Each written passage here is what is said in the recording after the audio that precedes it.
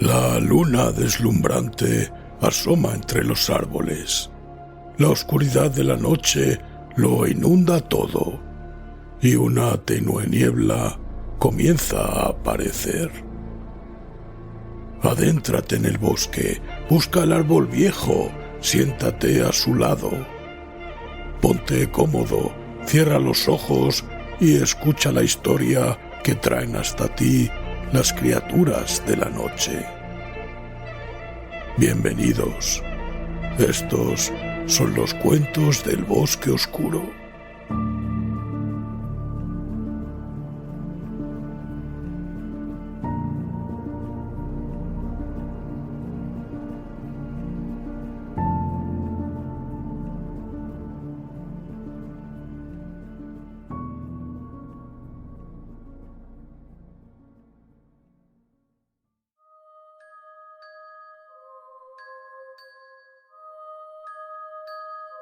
Si te gusta lo que hacemos, recuerda suscribirte. Es totalmente gratuito y estarás al tanto de la aparición de nuevos audios. Si lo que quieres es apoyarnos porque te gusta nuestro contenido, puedes hacerlo como mecenas. Así, por muy poco, tendrás acceso al contenido exclusivo para fans. Para ello, ve a la página principal de nuestro podcast y pulsa en el botón apoyar. Y recuerda darle a me gusta antes de que acabe el audio, que no se te olvide. Quién sabe qué horribles pesadillas nos aguardan después.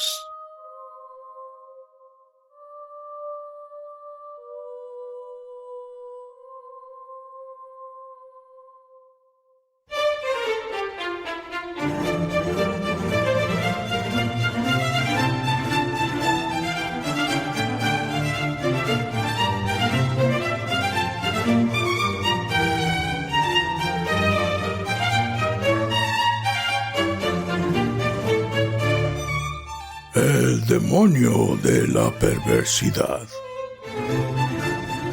de Edgar Allan Poe.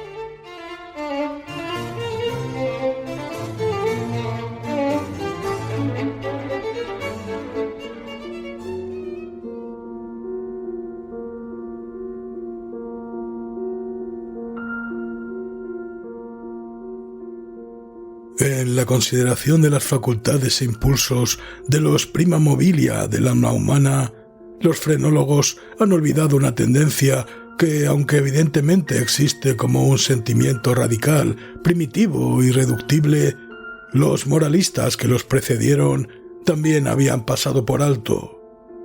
Con la perfecta arrogancia de la razón, todos la hemos pasado por alto.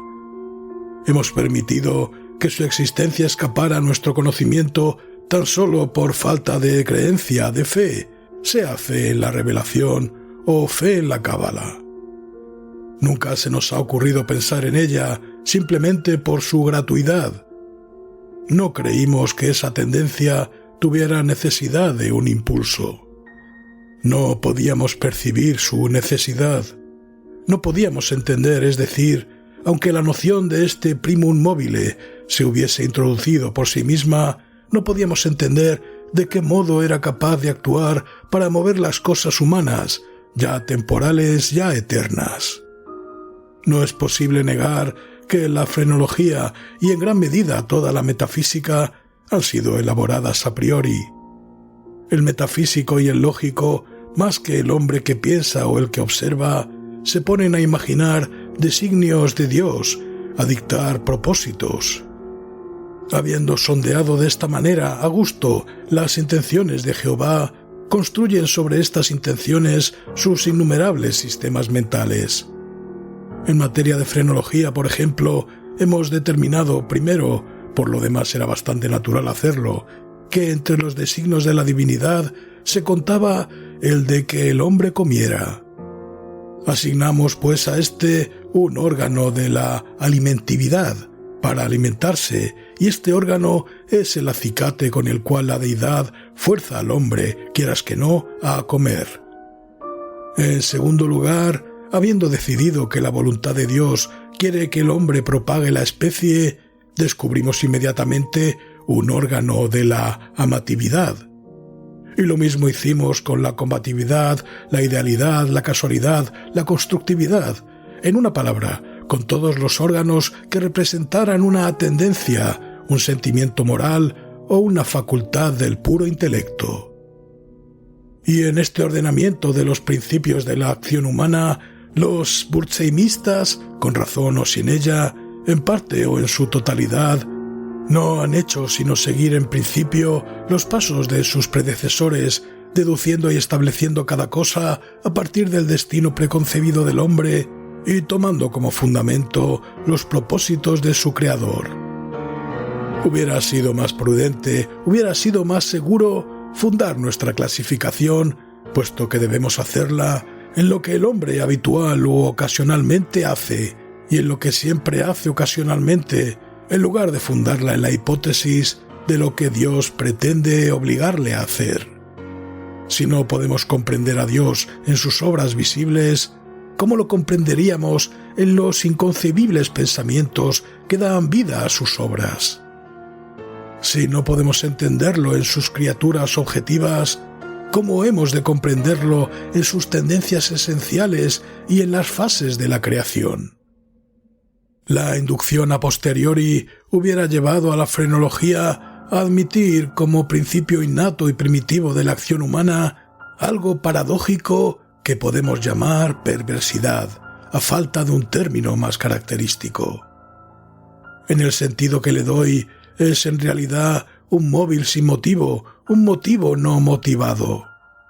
Bajo sus incitaciones actuamos sin objeto comprensible, o si esto se considera una contradicción en los términos, podemos llegar a modificar la proposición y decir que bajo sus incitaciones actuamos por la razón de que no deberíamos actuar. En teoría, ninguna razón puede ser más irrazonable, pero de hecho no hay ninguna más fuerte. Para ciertos espíritus, en ciertas condiciones, llega a ser absolutamente irresistible. Tan seguro como que respiro, sé que en la seguridad de la equivocación o el error de una acción cualquiera reside con frecuencia la fuerza irresistible, la única que nos impele a su prosecución. Esta invencible tendencia a hacer el mal por el mal mismo no admitirá análisis o resolución en ulteriores elementos. Es un impulso radical, primitivo, elemental. Se dirá, lo sé, que cuando persistimos en nuestros actos porque sabemos que no deberíamos hacerlo, nuestra conducta no es sino una modificación de lo que comúnmente provoca la combatividad de la frenología. Pero una mirada mostrará la falacia de esta idea. La combatividad a la cual se refiere la frenología tiene por esencia la necesidad de autodefensa. Es nuestra salvaguardia contra todo daño. Su principio concierne a nuestro bienestar y así el deseo de estar bien es excitado al mismo tiempo que su desarrollo. Se sigue que el deseo de estar bien debe ser excitado al mismo tiempo por algún principio que será una simple modificación de la combatividad. Pero en el caso de esto que llamamos perversidad, el deseo de estar bien no solo no se manifiesta, sino que existe un sentimiento fuertemente antagónico. Si se apela al propio corazón, no hallará después de todo la mejor réplica a la sofistería que acaba de señalarse. Nadie que consulte con sinceridad su alma y la someta a todas las preguntas estará dispuesto a negar que esa tendencia es absolutamente radical. No es más incomprensible que característica. No hay hombre viviente a quien en algún período no lo haya atormentado, por ejemplo, un vehemente deseo de torturar a su interlocutor con circunloquios. El que habla advierte el desagrado que causa. Tiene toda la intención de agradar. Por lo demás, es breve, preciso y claro. El lenguaje más lacónico y más luminoso lucha por brotar de su boca. Solo con dificultad refrena su curso. teme y lamenta la cólera de aquel a quien se dirige. Sin embargo, se le ocurre la idea de que puede engendrar esa cólera con ciertos incisos y ciertos paréntesis. Este solo pensamiento es suficiente. El impulso crece hasta el deseo hasta el anhelo hasta una ansia incontrolable, y el ansia, con gran pesar y mortificación del que habla y desafiando todas las consecuencias, es consentida. Tenemos ante nosotros una tarea que debe ser cumplida velozmente. Sabemos que la demora será ruinosa. La crisis más importante de nuestra vida exige a grandes voces energía y acción inmediatas. Ardemos, nos consumimos de ansiedad por comenzar la tarea, y en la anticipación de su magnífico resultado, nuestra alma se enardece. Tiene que ser emprendida hoy, y sin embargo la dejamos para mañana. ¿Y por qué? No hay respuesta, salvo que sentimos esa actitud perversa, utilizando la palabra sin comprensión del principio. El día siguiente llega, y con él una ansiedad más impaciente por cumplir con nuestro deber, pero con este verdadero aumento de ansiedad llega también un indecible anhelo de postergación realmente espantosa por lo insondable. Este anhelo cobra fuerzas a medida que pasa el tiempo. La última hora para la acción está al alcance de nuestra mano. Nos estremece la violencia del conflicto interior, de lo definido con lo indefinido, de la sustancia con la sombra. Pero si la contienda ha llegado tan lejos, la sombra es la que vence, luchamos en vano. Suena la hora y doblan a muerto por nuestra felicidad. Al mismo tiempo, es el canto del gallo para el fantasma que nos había atemorizado. Vuela, desaparece, somos libres. La antigua energía retorna. Trabajaremos ahora. ¡Ay! Es demasiado tarde. Estamos al borde de un precipicio. Miramos el abismo, sentimos malestar y vértigo. Nuestro primer impulso es retroceder ante el peligro. Inexplicablemente nos quedamos. En lenta graduación, nuestro malestar y nuestro vértigo se confunden en una nube de sentimientos inefables. Por grados aún más imperceptibles, esta nube cobra forma como el vapor de la botella de donde surgió el genio en las 1001 noches. Pero en esa nube nuestra, al borde del precipicio, adquiere consistencia una forma mucho más terrible que cualquier genio o demonio de leyenda, y sin embargo es solo un pensamiento, aunque temible, de esos que hielan hasta la médula de los huesos con la feroz delicia de su horror. Es simplemente la idea de lo que serían nuestras sensaciones durante la veloz caída desde semejante altura. Y esta caída, esta fulminante aniquilación, por la simple razón de que implica la más espantosa y la más abominable entre las más espantosas y abominables imágenes de la muerte y el sufrimiento que jamás se hayan presentado a nuestra imaginación, por esta simple razón la deseamos con más fuerza. Y porque nuestra razón nos aparta violentamente del abismo, por eso nos acercamos a él con más ímpetu. No hay en la naturaleza pasión de una impaciencia tan demoníaca como la del que, estremecido al borde de un precipicio, piensa arrojarse en él. Aceptar por un instante cualquier atisbo de pensamiento significa la perdición inevitable, pues la reflexión no hace sino premiarnos para que no lo hagamos, y justamente por eso, digo, no podemos hacerlo. Si no hay allí un brazo amigo que nos detenga, o si fallamos en el súbito esfuerzo de echarnos atrás, nos arrojamos, nos destruimos. Examinemos estas acciones y otras similares. Encontraremos que resultan solo del espíritu de la perversidad. Las perpetramos simplemente porque sentimos que no deberíamos hacerlo. Más acá o más allá de esto, no hay principio inteligible, y podríamos en verdad considerar su perversidad como una instigación directa del demonio si no supiéramos que a veces actúa en fomento del bien.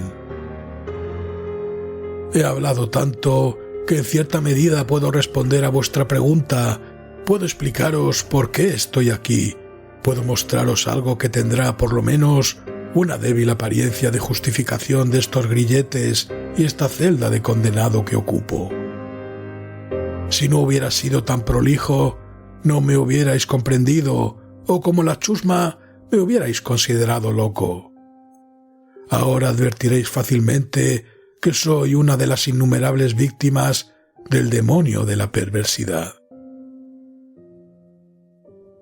Es imposible que acción alguna haya sido preparada con más perfecta deliberación.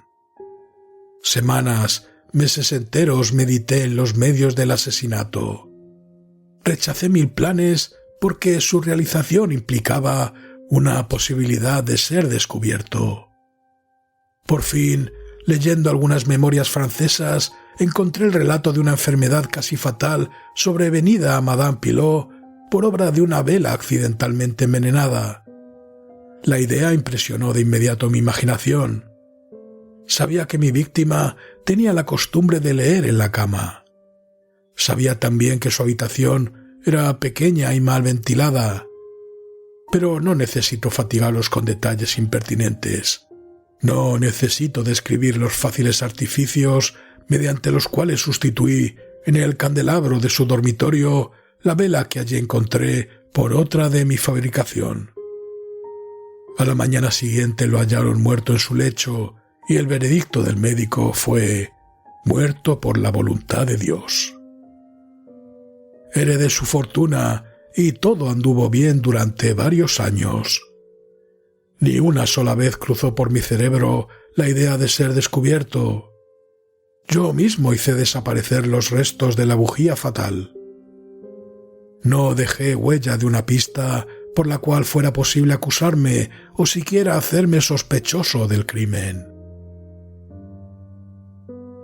Es inconcebible el magnífico sentimiento de satisfacción que nacía en mi pecho cuando reflexionaba en mi absoluta seguridad. Durante un periodo muy largo me acostumbré a deleitarme en este sentimiento.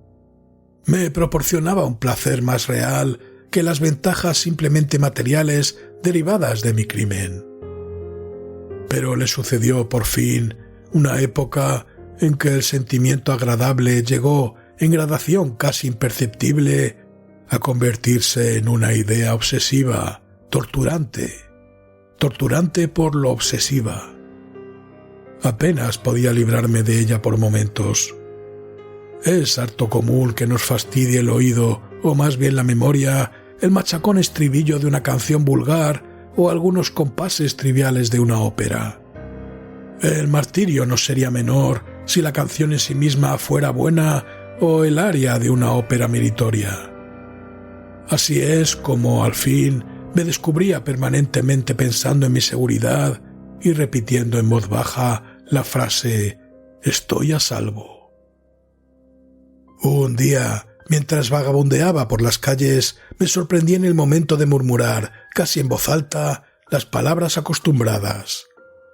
En un acceso de petulancia, les di esta nueva forma: estoy a salvo si no soy lo bastante tonto para confesar abiertamente. No bien pronuncié estas palabras, sentí que un frío de hielo penetraba hasta mi corazón. Tenía ya alguna experiencia en estos accesos de perversidad, cuya naturaleza he explicado no sin cierto esfuerzo. Y recordaba que en ningún caso había resistido con éxito sus embates. Y ahora la casual insinuación de que podía ser lo bastante tonto para confesar el asesinato del cual era culpable se enfrentaba conmigo como la verdadera sombra de mi asesinado y me llamaba a la muerte. Al principio hice un esfuerzo para sacudir esta pesadilla de mi alma. Caminé vigorosamente, más rápido, cada vez más rápido, para terminar corriendo. Sentía un deseo enloquecedor de gritar con todas mis fuerzas. Cada ola sucesiva de mi pensamiento me abrumaba de terror, pues yo sabía bien, demasiado bien, que pensar en mi situación era estar perdido. Aceleré aún más el paso. Salté como un loco por las calles atestadas. Al fin, el populacho se alarmó y me persiguió. Sentí entonces la consumación de mi destino. Si hubiera podido arrancarme la lengua lo habría hecho, pero una voz ruda resonó en mis oídos.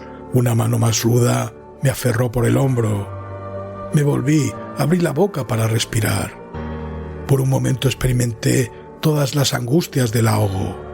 Estaba ciego, sordo, aturdido. Y entonces algún demonio invisible, pensé, me golpeó con su ancha palma en la espalda. El secreto, largo tiempo prisionero, irrumpió de mi alma. Dicen que hablé con una articulación clara, pero con marcado énfasis y apasionada prisa, como si temiera una interrupción antes de concluir las breves pero densas frases que me entregaban al verdugo y al infierno. Después de relatar todo lo necesario para la plena acusación judicial, caí por tierra desmayado. Pero ¿para qué diré más? Hoy tengo estas cadenas y estoy aquí. Mañana estaré libre. ¿Pero dónde?